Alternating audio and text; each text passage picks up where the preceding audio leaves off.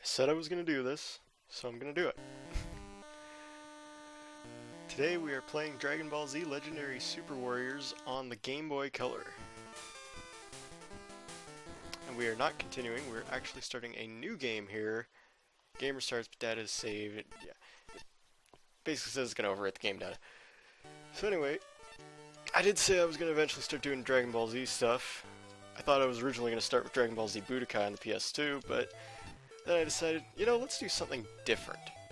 And this is a game I really enjoy. It's one that I enjoy far more than a lot of the Dragon Ball Z games out there. I'd say it's probably number 2 in my list. I like Budokai 3 the best, but this is something very different. For one thing, it's not a fighting game at all. This is a card battle game with some RPG elements to it. It is not the Dragon Ball Z card game, not the collectible one that was out in the... what was it, early 2000s when that came out? I can't remember, but whatever, it's not that game. This is its own unique thing. This game came out in 2002, making it one of the very first Dragon Ball Z games to come out in America. Not the first, it came out after Budokai, and it came out after Final Bout, but still one of the first. So this game has two ways. There are 2 times when you're playing. You have these map segments, which aren't in every chapter, but occasionally you have them. You walk around the map, you can find things and talk to people. Or you have battle sequences, which happen every chapter, and we'll talk about those more when we get to them. So anyway, in the first chapter, it's a tutorial, really. So Piccolo basically just tells you how the game works, and we can see cards, so we're going to go take a look at the card that we just got, which was a 3-stage attack. And sorry for the sound screwing up here. It's something to do with it being an 8-bit Game Boy game. It never does this for any other Game Boy games I try to record. Like, it's never done this for Fire Emblem. It just does it with this game. It probably just has to do with the sound quality. But anyway, we have a 3-stage attack. Nothing special about that card, we just have to look at it to continue things on. 5 kinds of cards: command, beam and damage, support and defense. And I got a command card. You input a command, and this will give you some card cost. I'll talk more about that when we get into the game, but card cost is used to, well, it's a poor translation, but card cost is it's a series of points you use that you need to spend to use certain cards that are not input attacks, not command attacks. Okay, so what about the cost of using a command card? Reduce or save? There are poor translations throughout this game all around. In fact, there are 2 English translations of this game. The physical copy I have of this, that's on the Game Boy Color, that I have a full file on and everything, with just about everything unlocked, it has a different translation than this one.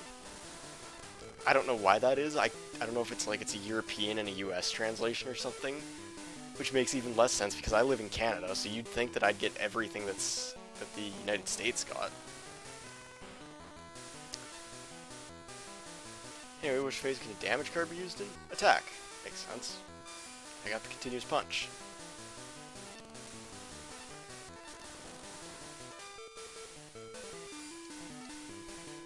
So, you know, originally I thought all these issues with the recording were a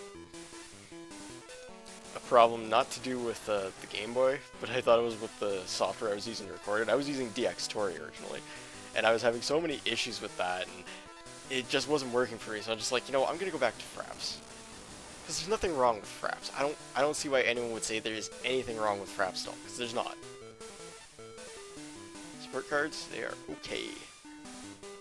Sure, it's basically the most basic thing you can use, but it's simple, and it's still very good quality. There's nothing wrong with Fraps at all.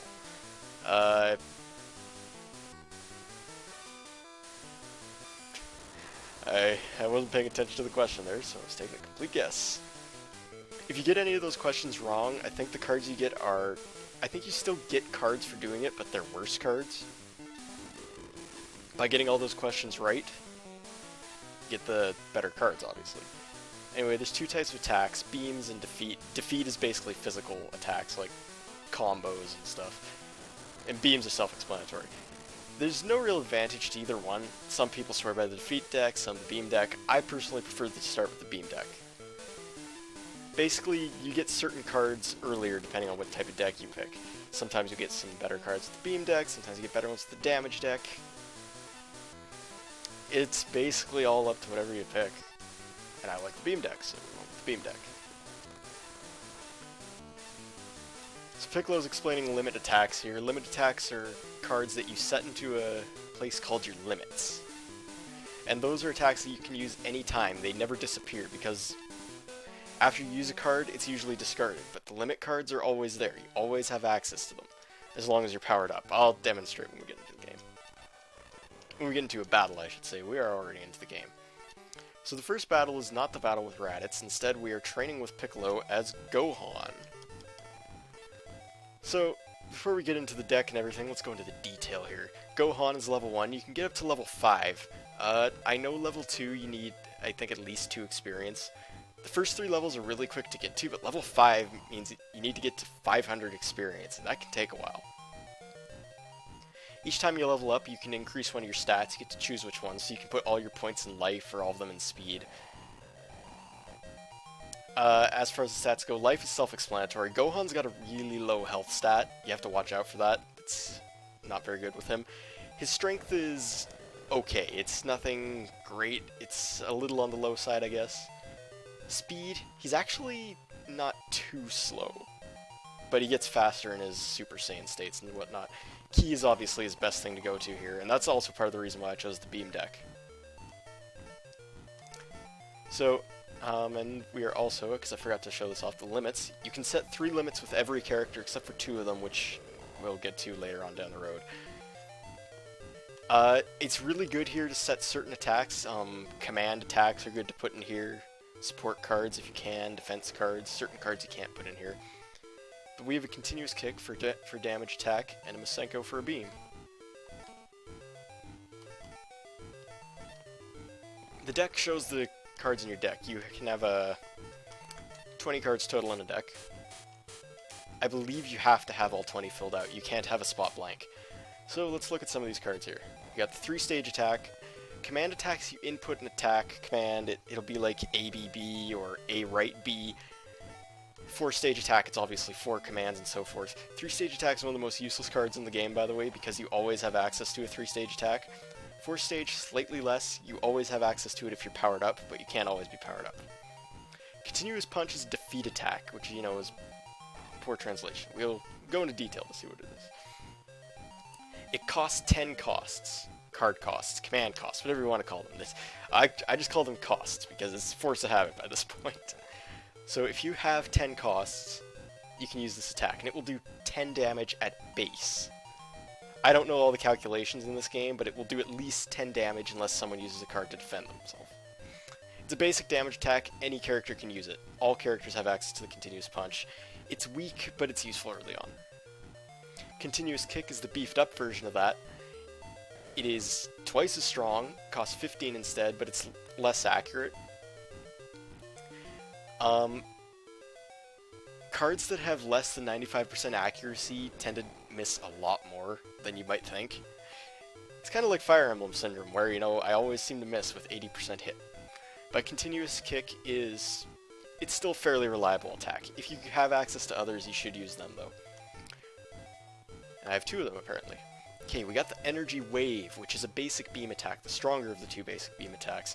Only 15 power, slightly less accurate. I don't use this card very much after the fact because there are a lot of beam attacks in relation to defeat attacks. But it's fine with the defeat attacks because you will always have access to the reasonably powerful continuous kick. Energy Bomb, it's another all-character attack. Weak but useful, for now. I got 2 of them. Masenko, now I have one of these in my deck as well. Masenko... Piccolo's attack against Saiyans. I don't remember Piccolo ever using this attack. It's been a long time since I've seen the series, but I know he can use it, and I'm sure he taught it to Gohan, but that's beside the point. This is a fairly reasonable attack. 25 damage, card costs 18, 95 accuracy, so it's not very likely to miss. Only certain characters can use this attack, though. It's not like the Energy Wave or Energy Bomb. Gohan can use this, obviously, and so can Piccolo. The adult version of Gohan can as well as adult Trunks can, which is a nice little continuity nod. The Kamehameha, Very basic beam attack and does 20 damage, so it's a little weaker than the Masenko, but this can be used by a lot of characters. Gohan, Goku, Krillin, Cell, so on and so forth. I'll list them off as we get them. Bulma. I don't know what this card does, but it's a support card. Support cards just do other effects instead of doing damage or defending, obviously. I think it decreases speed, but I don't know. Chaozu does decrease speed. It says it right there, speed down. It will decrease your enemy's speed, but it's very inaccurate. Full Spirit increases your ki. I believe any support card that affects yourself cannot miss. It can be cancelled by another card, but it cannot miss. So this will increase your ki stat. And this isn't temporary either. It will increase it indefinitely until it gets decreased or until the battle ends. Reading ki increases your accuracy. It makes your attacks more accurate. Obvious. I actually believe reading ki makes your attacks unable to miss unless the opponent uses a card that dodges. Okay, Endurance. First, the guard cards we got here. Endurance does not completely negate damage, it just lowers damage. Foresight. These cancel command attacks. Shockwave cancels defeat attacks. And Avoiding obviously dodges the beam attacks. I'll explain more of these when we go into more depth. Team here, this just shows you the character you're using. This is where you change who you're using if you can. And in the rare case, you might have a team battle where you have two characters. List lists all the cards you have. Save is self-explanatory. Exit. So we're going to get into the battle here. Gohan versus Piccolo. The battles are turn-based. And the positions, if you're in the back, obviously you take less damage. If you're in the front, you do more damage, but you can take more damage as well. If you're in the air, you're more susceptible to beam attacks, and if you're on the ground, you're more susceptible to damage attacks. So when you start the game, you always start your hand with 3 cards. And you always start with 10 CC. CC, we'll just call it CC. At the beginning of a turn, you get 3 CC, and you draw a card. I have an Energy Bomb, Energy Wave, the Kamehameha, you know, we're going up in damage here, and the Endurance card. So I don't really have anything I want to use there, and that's your joint. It basically means it's your hand. You have your limits. It's grayed out. I don't have access to them yet. C is character, where you can see your character. If you press start on them, you can see your stats, and if you've used stat boosters, I press A or B and see the, if you hold A, all your other stuff disappears, and you will be able to see your base stats. So if I had my strength increased, it might say I have 10 strength now, but when I press A, it would show it back to the 7. And then you have basic. These attacks you always have access to no matter what, even if your deck is out of cards. You always have access to a 3-stage attack and the ability to gather power. We're going to use that 3-stage attack. So this is how these attacks work. You put in the input that comes up in the right amount of time. So AAB, easy. I recommend doing this with a controller. Piccolo used Chaozu on me. That decreases my speed. I didn't explain the speed stat, did I? Speed increases your chance to dodge attacks without actually using a defense card, but it also determines who goes first. See that little star under my name? That determines that I was faster. So I got to go first. Since he just used that speed down card on me, he's probably faster now, so he'll probably get an extra turn out of it. Now, when you're in defense mode, you have 2 basic defenses. You can just guard, where you hope that you dodge the attack, or you can move. You can only move 1 space, and diagonal counts as a space. It's just 1 space. You can move either into the air here, or onto the ground here. You can also move an extra space forward if I was in that space where the arrow's hovering over now, but we're not going to move right now. We're just going to guard. See what Piccolo throws at us. 3-stage attack. Sometimes he might have a 4-stage attack in his hand. Piccolo's not too tough an opponent. It's a fine early opponent. Gets you into the game. Gets you knowing what you're doing. The only thing you really have to watch out for with him is his special beam cannon. It's very, very powerful attack. Now you see, because he made my defense go down, or my speed go down, he gets another extra turn here because he's faster. And yes, he would have gotten to draw a card there. Now, depending on the cards in your hand, you can only have 6 cards in your hand at one time. So if you use an attack that's a limit or a basic attack, you'll have to discard a card. Okay, now, I just got a capsule, which is a support, Bulma. I recommend using most supports in the defense phase. There are some that work better in the attack phase, but Bulma's one we'll use in the defense phase. So for now, 3-stage attack. And this is a lot of what the game comes out to be, just using these basic 3-stage attacks. Oh. Okay, I dodged it that time. And I'll actually, next turn, I'll show off the effects of the Chaozu card that actually did hit me.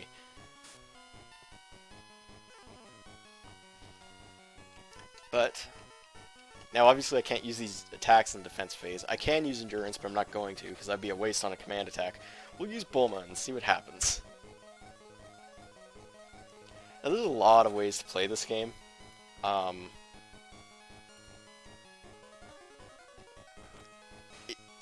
I can't really tell you just how to play this game. I can tell you the mechanics, and there are ways that I've played this game in the past that have worked for me, and sometimes there are other methods that work for me. This is a command attack. It'll always be a 4-stage attack, because I don't have any of the greater ones yet. But the method I'm using works a lot of the time. And it will work for now, too. Graphically, for Game Boy Color game, it's pretty good, I think. I especially dig the arenas. I mean, the character sprites, they're only as detailed as they can be. They're not too bad, they're not great either. The limitations especially start to show in the Super Saiyan sprites, because the skin tone is the same color as the hair. But the sprites look like who they're supposed to look like, so they work. Musically, I think this game has a great soundtrack. At worst, it's just a little repetitive. But there's some really good some really good songs here. Right, I was going to show the character things here. So, if we go onto this, my speed is 0. How do I do that? Is it select? Oh no, you press a direction. You press left or right to see. So, obviously now my speed is 0. I think the attack up or defense down or whatever cards, they all decrease something by 6. So that takes my speed to 0. I believe Piccolo has a base speed of 5, but I'm not too sure. Anyway, I got a shockwave here. Okay, we're gonna gather power. The AI is pretty damn easy to exploit in this game. Aside from a few battles, some of them are a little bit more unpredictable, and I'll mention them as we go along here. But for the most part, it's pretty easy to exploit. And it's predictable. What I mean is, once a character gathers power, an enemy character, they will usually use a command attack. It might be 4 or 5 or 6 stage attack. Now, I don't have foresight to dodge it, so I can just guard. In a powered up state, when someone uses a stage attack like this, if they happen to knock me into the air, like one of the button commands is up, it will actually knock me into the air and keep me there. If I was in the front, he would have knocked me back with that kick. Which can benefit me. I bet you that's my foresight right there. What did I tell you? Anyway, I know that he's going to be using his special beam cannon next turn, so I'm not going to be holding on to this endurance. Or, I'm going to be holding on to this endurance, actually, because I don't have the avoiding card to avoid. We're going to use an attack here. Because he's on the ground, we'll use the continuous kick. And like I said, when you have 6 cards in your hand and you use an attack that's not in your hand, you have to discard a card. We'll get rid of the foresight, I don't need it right now.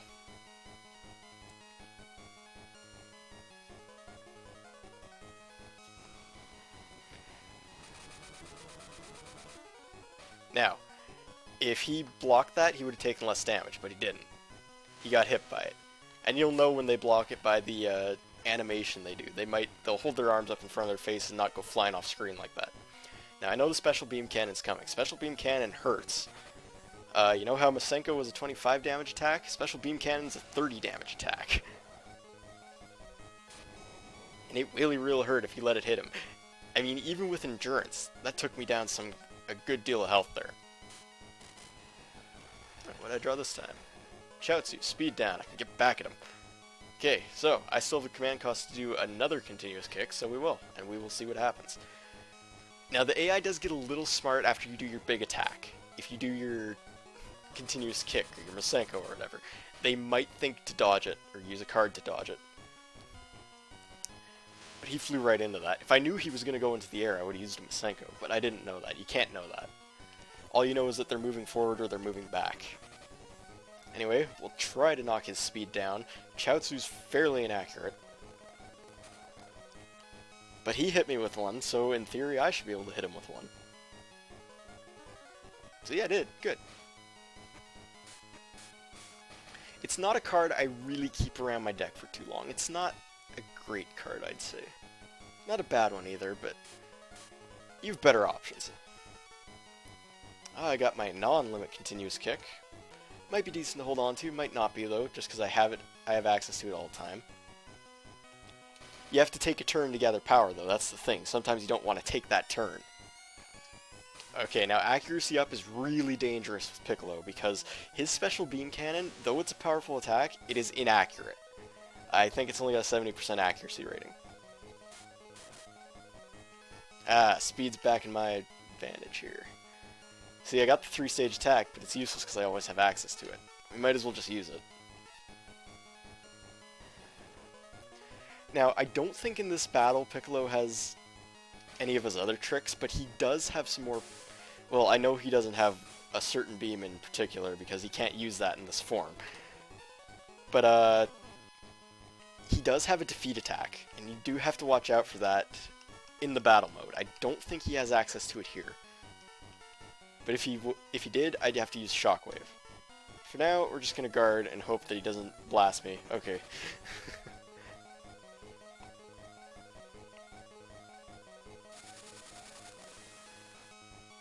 Now, the way I'm playing is fairly straightforward and user-friendly. Some people might say just load your deck up with support cards and just get all your damage and key to ridiculous heights. That might be nice to have. And then just hit them with a weak damage attack like an energy bomb or an energy wave, and it'll do massive damage because you increase your key stat so much. We are going to drop this continuous kick.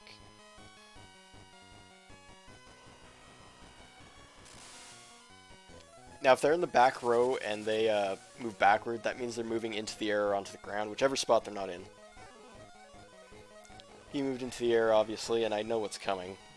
It's going to be his 4-stage attack. I'll use Reading Key just to get an accuracy up.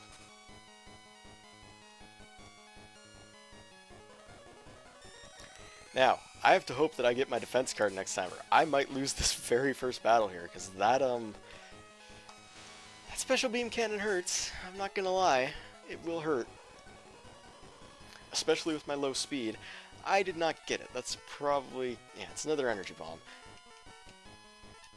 I can't even use my Masenko, so we're just gonna settle for the Kamehameha here. If he moves forward, that's gonna hurt him, because I have my accuracy up. He can't dodge that. Kamehameha has 100% accuracy anyway. He moved forward. This might actually kill him. There we go. First win. The first time you win a battle with someone, they'll only gain 1 experience point. And when you win a battle, you get to pick a card. 1 of 3. In your first time through story mode, they're all set cards. And I worked this out for a while. Okay, so I don't want another Chaozu. It's an inaccurate card to begin with, and I already have 2 of them.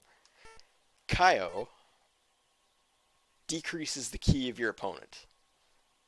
I'm not going to choose this because you get a Kaio card down the road. Instead, I'll just pick another Continuous Punch. And then we get on with the story. I'm not going to spend much time dwelling on the story here. Everyone knows the story of Dragon Ball Z by now. I'll slow it down when I know there's a funny translation coming in, or if I know the story's going to deviate a little bit, because there are 2 what-if battles that happen in this, and they happen in the exact same setting. They don't happen until about halfway through and later into the game.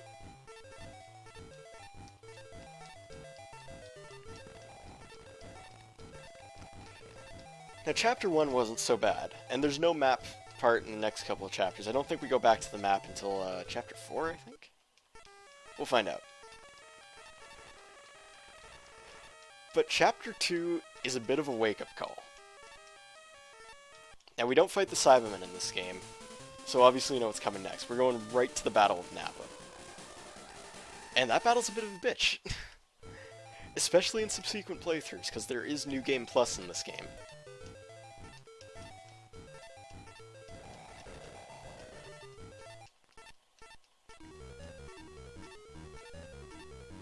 As far as music, we're going to hear one of my favorite tracks coming up really soon here. You may not hear it too well, but I would definitely say if you can, look it up online. It's the sad track I'll say in this game. The sad, soulful track that plays during tender moments.